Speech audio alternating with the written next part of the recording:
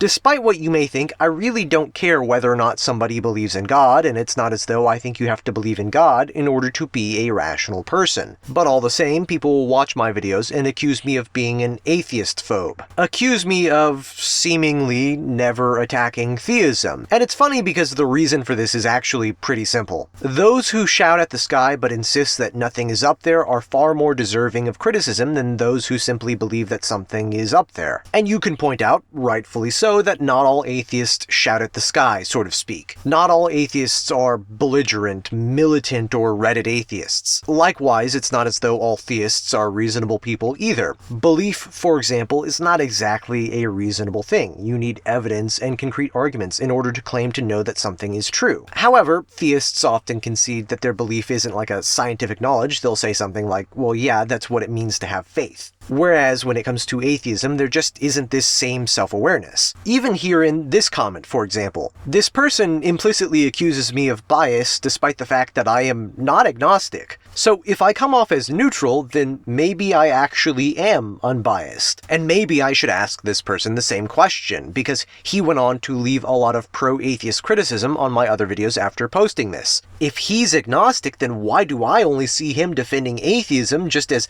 he only sees me defending theism? See, it's just not a reasonable standard, and unfortunately when you see all of these atheists pretending to be agnostics or agnostic atheists, you'll realize that it's a common theme. Although, I suppose I'm probably getting ahead of myself. Because the TLDR for all of this is that yes, I realize that there are atheists who don't shove their beliefs or lack thereof down other people's throats. But this is to say that there are atheists who are not annoying or militant. But is that the same as being logical or rational? Obviously you could ask, what does it mean for any theological belief to be rational? And I think that's an interesting question, so let's go ahead and answer it. Is there such a thing as rational theism, rational atheism, and where does agnosticism fit into all of this? First, we have to address a pretty common lie that is perpetuated in our society. This lie being that a thing is rational if it is nice, agreeable, or polite. While it may be the case that a reasonable person would want to have productive conversations, and in this we allow things like rhetoric and manners to be subsumed by reason, it's not as though, as I've gone over in a previous video, that, for example, a rational argument by its own merit suddenly becomes less rational because it is rude or annoying.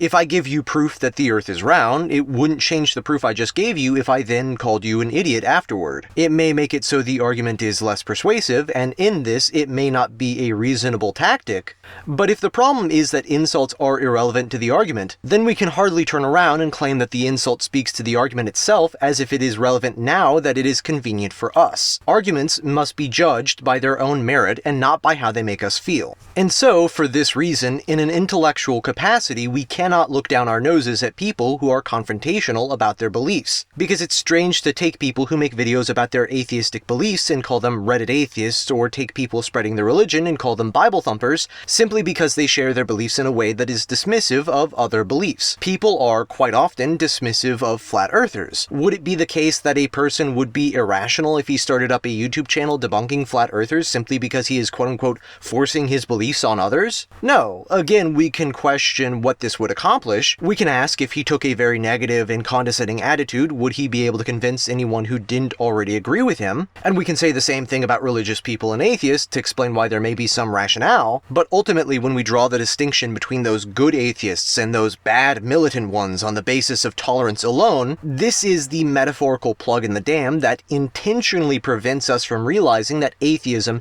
in any extent, is not a rational belief. When Christians, for example, spread their beliefs, it's because they think anyone who does not believe in their religion will burn in hell. The less inclined someone is to believe this, believing instead that all good people go to heaven regardless of faith, the less inclined they will be to spread their faith. Here, both the proselytizing and non-proselytizing Christian are reasonable if they make peace with what they believe. If you believe people are going to hell, it's reasonable to spread Christianity. If you don't, maybe you think your religion has some wisdom to offer others, but you wouldn't force it on them for the rhetorical reasons we just mentioned. The spread of religion by religious people is reasonable in either circumstance. However, the same is not true for atheists. For the atheist, nothingness awaits both sinners and saints alike. So why should someone want to spread atheism? The response is often about the alleged harms caused by religion throughout history and in the modern day. And given that both of these claims would require their own videos to debunk, suffice it to say that religion does not necessitate harmful acts. Any distortion of history you could use where you recite the alleged barbarism of the past of Christianity, I could respond with an atheist equivalent, doing the same, using guilt by association to point to secular regimes that caused more bloodshed in a single year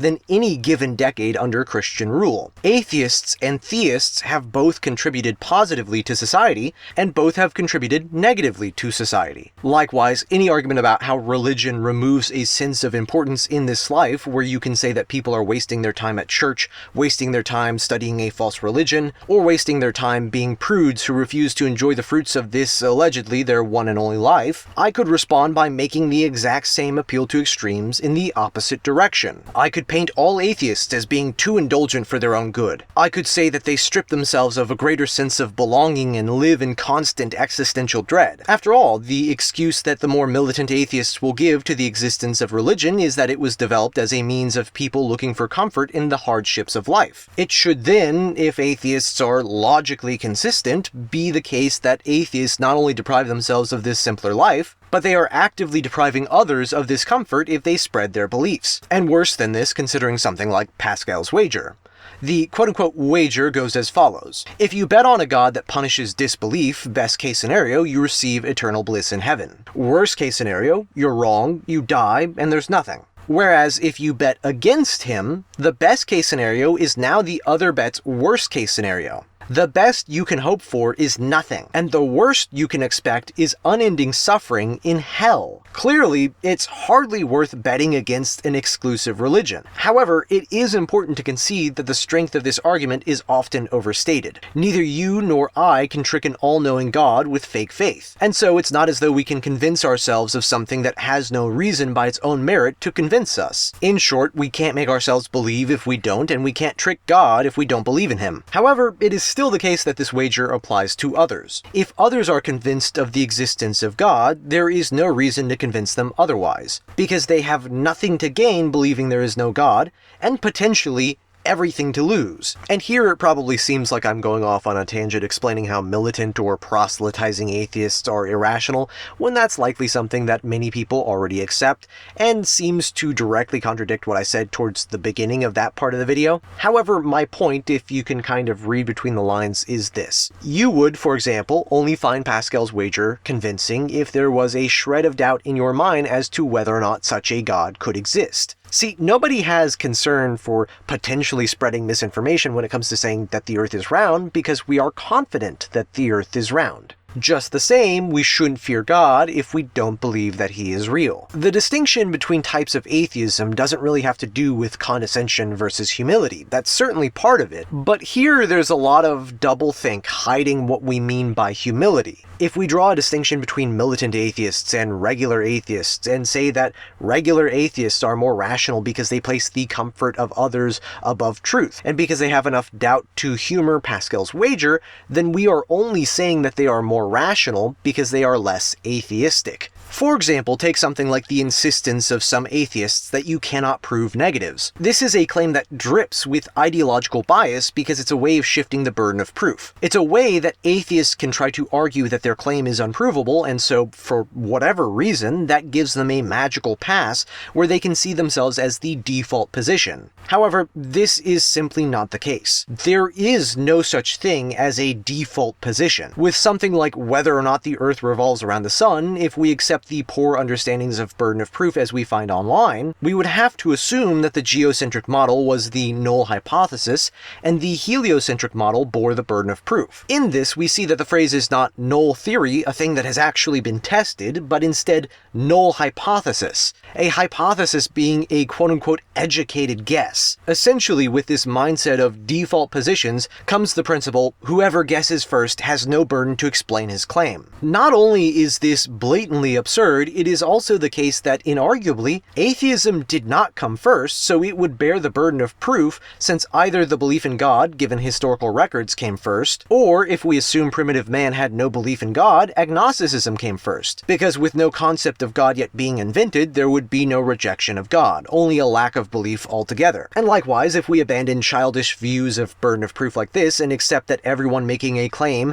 has a burden to prove their claim regardless of past cultural dominance, then it is the case that not making knowledge claims, that is, neither claiming belief nor disbelief, is always the only position that does not necessitate a logical defense. In theological debate, this is agnosticism, not atheism. Atheism and theism both bear a burden of proving their claims. And that's all without even mentioning that this idea where you cannot prove a negative is just a cheap lie. No academic worth his salt would make this claim because, obviously, the claim itself cannot be proven if negatives cannot be proven, since the claim is that you cannot prove a negative. Cannot is a negative claim. Here, many try to differentiate negatives from negations, saying that a negative is a claim of non-existence. However, this claim is just as intellectually illiterate as the last. Even if this distinction was true, which it's not, you still have to claim that no proof exists for negatives, because if that claim was not equivalent to you cannot prove negatives and such a proof did exist, then obviously there would be a way to prove negatives. So this claim is in fact implicitly a claim of something's non-existence. Additionally, there are really bad arguments like, well, that's not how court works, innocent until proven guilty, as if a social procedure dictates logic, especially considering that even though the burden of proof falls on the prosecution in court hearings, sometimes prosecutors have to prove negligence.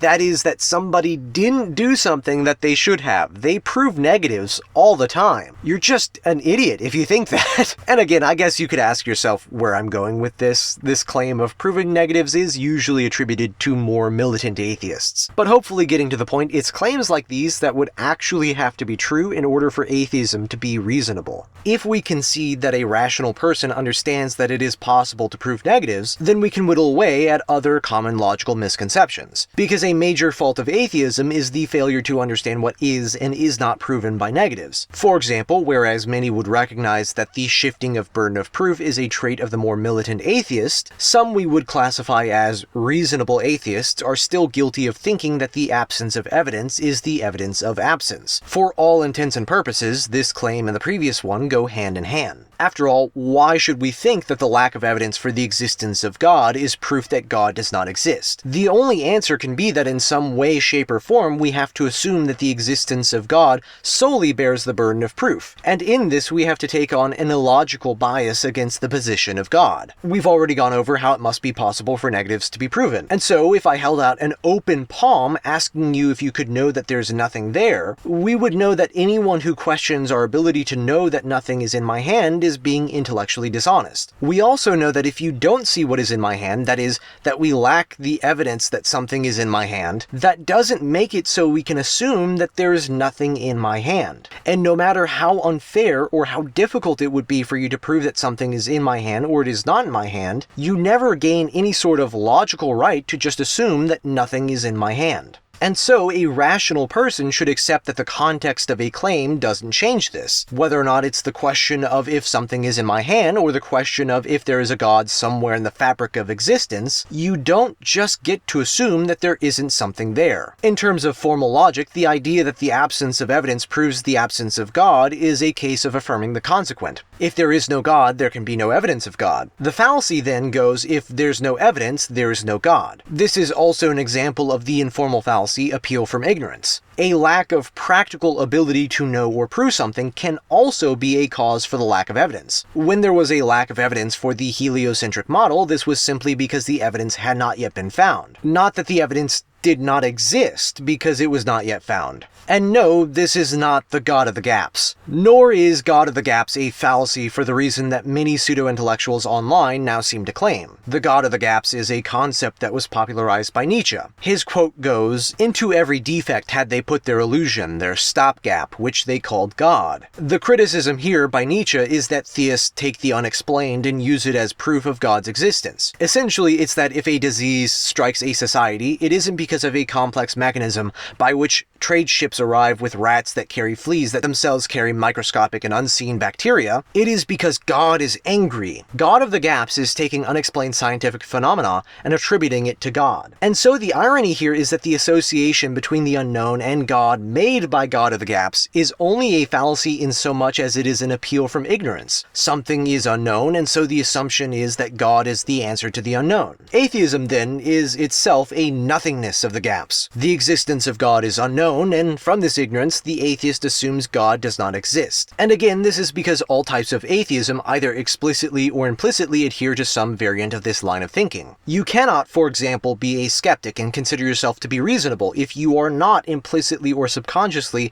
operating under the assumption that God bears the burden of proof. True, rational skepticism would be agnostic in nature, wanting all things to be proven with evidence, not just the existence of God. And so, whether it's a posteriori or a priori arguments made against the existence of God, it is the case that, as mentioned, it cannot just be a lack of evidence, but a lack of evidence where it ought to be expected. If I open my hand and you see nothing in it, you know that the lack of evidence for something proves that it is not there. Here, the trouble with disproving the existence of all gods or all interpretations of God in order for a rational person to call himself an atheist is that there is no one parameter of search that can be fulfilled in order to disprove the existence of some higher power in general. You may believe that God does not exist because God is, in Abrahamic religions, described as a good and all-powerful God. And so you may think that something like the problem of evil disproves the existence of God. If God is good, why does he allow for bad things to happen? There are, of course, good arguments to rebut this, but let's just assume that it's true. What you fail to realize is that this argument just states that there is a contradiction between God existing and God being good. It's actually then your choice to choose that God does not exist. You could have just the same chosen that God is not good,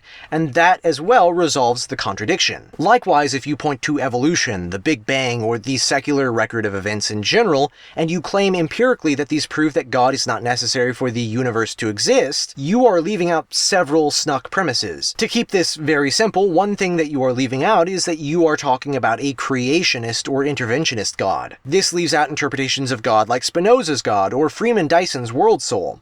The views of God that postulate in some way, shape, or form that there is a sort of collective essence to which all things belong. A higher power that didn't create a universe apart from it, but is in fact the universe itself. And yes, it is true that Dyson, for example, saw his belief as being more secular, and many question how much Spinoza's God can even be considered God. But in conceding this, we ultimately arrive at the crux of this video. The more you think about what atheists believe, you'll realize that it becomes less and less about disproving the existence of God, and more about trying to disprove the existence of one specific interpretation of God in order to claim that there is no God at all. In this, to any rational person, this is clearly a bizarre bias against anything paranormal, spiritual, or metaphysical. While it is true to say that what could theoretically be described as God is up to interpretation, meaning that it is fair to say that these other interpretations are not God, and as such, if typical descriptions of God fail to be real, then God does not exist, it is also the case that by the same logic, if what it means for God to exist is up to interpretation, then an invalidating position like God does not exist chips away at the only foundation that would give it equal footing with theism and agnosticism. You cannot actually mean that God does not exist. You mean that God, as you want to define him, does not exist. And so you cannot say that all possible interpretations of God cannot propose a God that is real without making an appeal from ignorance. And you cannot say God does not exist without invalidating other interpretations of God, which would lead us to question why your interpretation is valid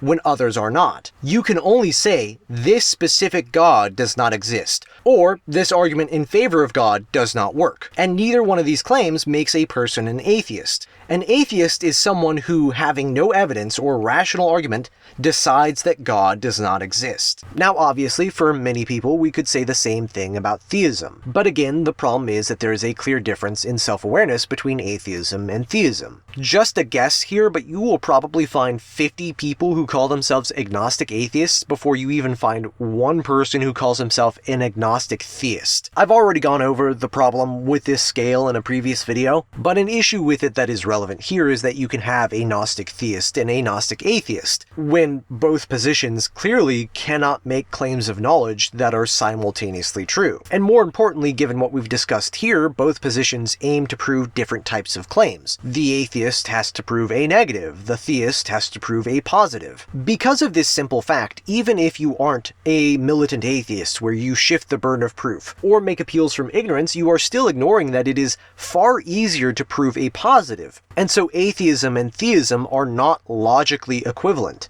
You can take something like the belief in Santa Claus, where everybody would concede that it's ridiculous to believe that a fat man in a red suit flies through the sky every year in December to leave presents for all of the children of the world. However, imagine yourself walking out with two friends at night on Christmas Eve. Imagine you hear the ringing of sleigh bells. You look up, you see the silhouette of a man climbing out of a chimney. He walks over to his sleigh, which is pulled by reindeer. He boards his sleigh, a sack over his shoulder, and he commands his reindeer as they pull his sled into the sky. In this scenario, what do you do? Do you ask your friends what they saw? And if they saw the same thing, do you try to convince yourself that you all collectively hallucinated? Maybe you say that it was an elaborate prank, but as the sleigh grows higher and higher in the sky, illuminated by the moonlight, how elaborate of a scheme will you have to imagine? At what point will you just concede that you saw what you saw? And even if you didn't have anyone to corroborate what you were seeing, would you question your own sanity? If so, how? Do you convince yourself that your judgment has been compromised? If so, how do you know that your decision to question your own judgment was made with a sound mind? The simplest answer we will find as we go down the rabbit hole is that it is just not actionable for a thinker to question his judgment to this extent. If you see Santa Claus, you believe in Santa Claus. If you have a religious experience, you believe in religion, and the extent to which your religious experience feels real and cannot be mistaken for any mundane experience is the extent to which you can rationally believe in God. People, for example, who simply have a feeling that God exists may not be very rational, as faith is not logical in the most rigid of terms, but they still have a reason for believing what they do. Someone who believes that he or she has had a more overt religious experience has to put him or herself more at odds with his or her sanity in order to question such an experience. And so, reluctantly, we should understand that this person has a great deal of logical motive to believe in God. The same, however, cannot be said about atheists. An atheist cannot hear the voice of quote-unquote negative God calling to him, letting him know that God does not exist. And so, when an atheist feels the inclination to believe that God does not exist, this cannot be an external force that acts on the atheist in the same way that a Christian could claim to be moved by the Holy Spirit. Atheism is a belief that puts oneself in the driver's seat for all beliefs and claims of knowledge. There is no God to move you, and whatever you believe is either logical or it is not. When you use terms like agnostic atheist, you are trying to eat your cake and have it too. Either you believe that God does not exist, or you do not. You cannot claim to know that you don't know, but that you still believe there is no God even though you don't know whether or not there is a God. Because if you are partly agnostic, if you don't know, then what is this belief? It can't be a claim of knowledge, it is an impulsive and emotional desire. It is illogical, and it is illogical by the very admission of the person who calls himself an agnostic atheist. Consider, for example, if we did go down the rabbit hole, and with the Santa Claus scenario, we say it was a prank. Like I mentioned, this only makes sense when the actions of the shadowy figure are within what secularists would consider reasonable. If we say, for example, that it's a prank, it's a pretty elaborate one, where this person has some sort of technology that gives us the illusion that he is being pulled by magical reindeer. And let's take this one step further. Let's say that this is not a prank, but instead a man who, being inspired by the myth of Santa Claus, decided one Christmas Eve to fly in a sleigh led by robotic, jet-propelled reindeer, and this man did in fact give as many gifts as possible to as many children as he could around the world in a single night. Doesn't this now essentially meet the definition of Santa Claus? So,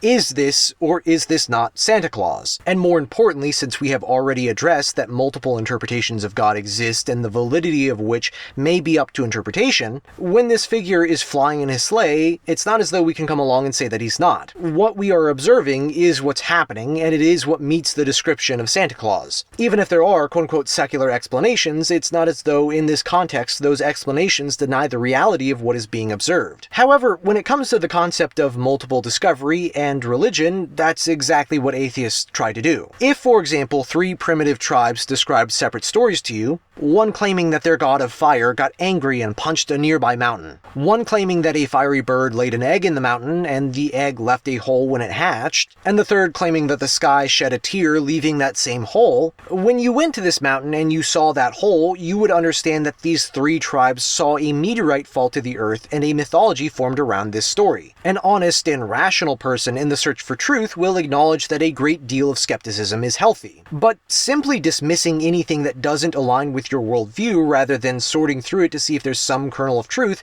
is not healthy skepticism.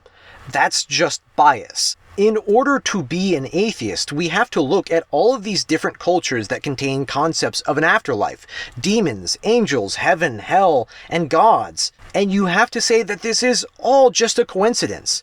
Just different cultures drawing from similar archetypes. Or given the fact that many of these cultures split off from each other likely before spoken word even existed, that somehow the same religion survived God knows how long from a pre-Proto-Indo-European culture. And this is just on top of the fact that in the secular timeline without God, we are the only intelligent life forms that evolved on this planet, despite the fact that convergent evolution takes place all the time, in which all these animals evolve to look and act just like all these other animals. But nothing has ever been driven to evolve to become like us. Likewise, scientists have thrown out numbers for how likely alien life should be, and those numbers seem to be wrong, because we still have no evidence for alien life. We've looked around, the universe should be full of alien life, but yet we have found nothing. We are seemingly alone in the universe, living in a spot that is perfectly hospitable for life, and having won the cosmic lottery of surpassing the young sun paradox, having surpassed abiogenesis, and having done all of this presumably without the anthropic principle. Because of course we don't want to taint our belief system with things like the anthropic principle that will give way to metaphysical doctrine. But the existence of God, that's the thing that's harder to believe. No, it's not. Atheism is simply an ideology built on preconceived notions and emotional impulses. There is no logical reason to be an atheist, and it's not as though the retort of belief not always being rational holds any weight here. People who believe in God can believe that they have some connection to their faith. We can look at that and say that that makes sense. Even if it's wrong, we understand why they believe it, and more inarguably, it brings them a sense of comfort and belonging. When you just have a hunch because God mean, why God real if bad thing happen, or because you haven't seen evidence for the existence of God, then in the first instance there you probably have unresolved religious trauma where you had a bad encounter with religion. Or for the second example, you just don't know basic concepts and logic. And if you think I'm being dismissive of this, one really good argument that you've probably already hate posted in my comments, then again, you have to realize that that is a specific argument against a specific claim. You can say this religion is logically inconsistent, this interpretation of God cannot be true. But the claim of God's existence in general, especially considering the more secular interpretations like that of Spinoza, that of Dyson, that is not something a reasonable person can stand against, because at that point you're basically saying that you have all of the answers, where if you're a reasonable atheist or an agnostic atheist, you don't, and you know that you don't. So if you want to be a reasonable person, it's as simple as this: stop pretending that you do. Stop trying to reconcile what you know to be true with what you want to be true. Because why do you want there to not be a God? I mean, that is what that is. Agnostic atheist, for example, you know that you can't disprove the existence of God, that's your claim of knowledge, that's the agnostic part, but then you have this other claim that runs contrary to it. You believe that God doesn't exist, even though you know that you can't know whether or not God exists. Like, no, you just want there to not be a God, and that is a personal issue that you need to work out, which isn't me telling you that you have to believe in God. You can, for example, be an agnostic and be a reasonable person, just like you can be a theist and be a reasonable person. But you cannot be an atheist and be a reasonable person, because whether or not you hear it yourself, deep down, you are in fact shouting at the sky.